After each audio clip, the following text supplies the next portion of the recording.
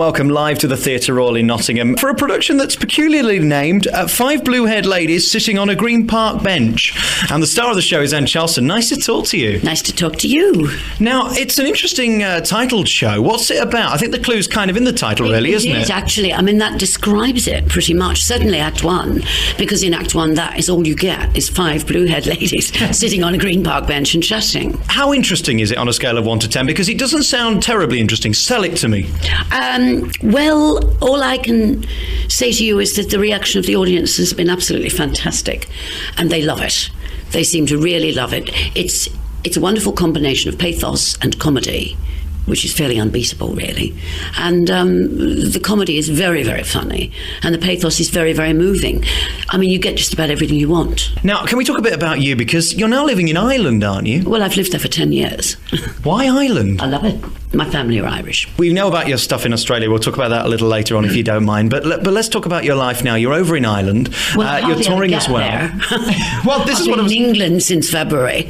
I've had a few days there a few weeks ago. That was all. This is what I was going to discuss with you, because when you're not in Australia, you seem to be touring up and down the country. So when do you have time to rest? Well, I will have time to rest after the middle of July this year, I hope. And I'm going to go home for a good few weeks. I'm sorry to mention the P word, but does pantomime beckon?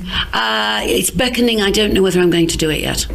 We'll see. It's a difficult life, that, isn't it? It is. I had decided I wasn't going to do panto at all this year, but then a friend of mine has offered me a production and done a pool, so I may do it. On stage, you've done so many roles. What do you enjoy doing? Do you enjoy being a comedy character, as in this part, or more serious, or in pantomime? What do you enjoy doing? I enjoy doing stuff that's well written. And I don't mind whether it's on stage, on film, on television, or on radio. As long as it's well written and interesting, I like to do it. Is the stuff being produced these days and written as good as it was? Oh, yeah, I think so. I mean, I think this play, for instance, is beautifully written. And, I mean, that's why the audience reaction is so good and why it's so easy to play. And it was incredibly easy to learn. And it's incredibly easy to learn stuff if it's well written. What's the life like of an actress? Do you get a pile of stuff come through every morning and you have a leaf through it and then just see what you want to do?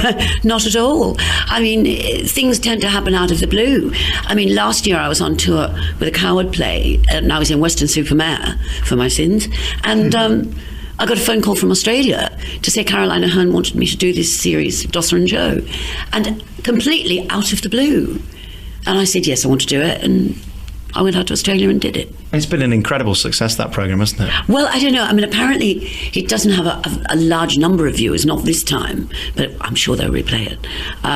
Because of the language, it's way after the watershed. There was some wonderful controversy around it, as I remember, because the BBC had sent it everybody, hadn't they? The BBC treated it as junk mail and downloaded it onto people's videos.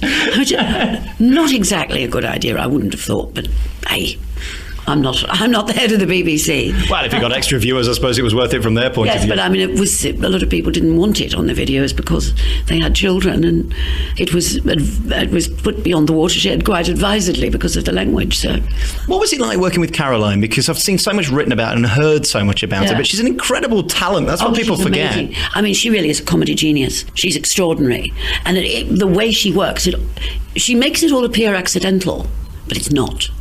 It's not, because she's got a vision and she's incredibly focused. I mean, when she did Mrs. Merton, that was a work of genius. Oh. And then so different when she did The Royal Family. But it's all observation, isn't it? It's being observant and picking up on things. That's right. I mean, her observation of human characteristics is quite extraordinary.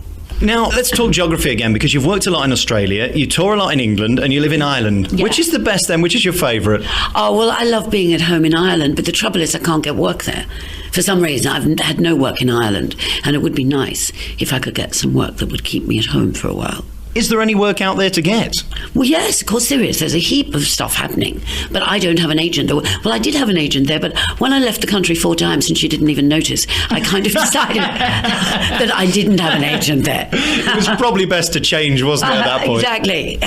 Neighbours, though. What was it like for you being in the most successful soap at the time? I mean, it was on twice a day. It gets more ratings than Coronation Street and EastEnders in the 2 showings. What was it like for you to be in it and then coming back here and having the response from everyone? Because I'm sure you are just Madge to a lot of people. I am still, and that's a double-edged sword.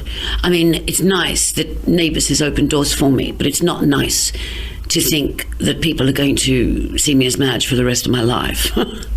you know. I suppose, though, it's a credit to your talent that people believe in that character so much. You did it so well. Well, that's a nice thought, but still, I mean, unfortunately, I can't change the image in 6 episodes of Dosser and Joe, sadly, because she is so much a total opposite of Madge. But, you know, maybe eventually they'll start to think of me as somebody else. And I have to say, you were such a part of my development in growing up. Anne Charleston, it's been lovely talking to you. Bye-bye.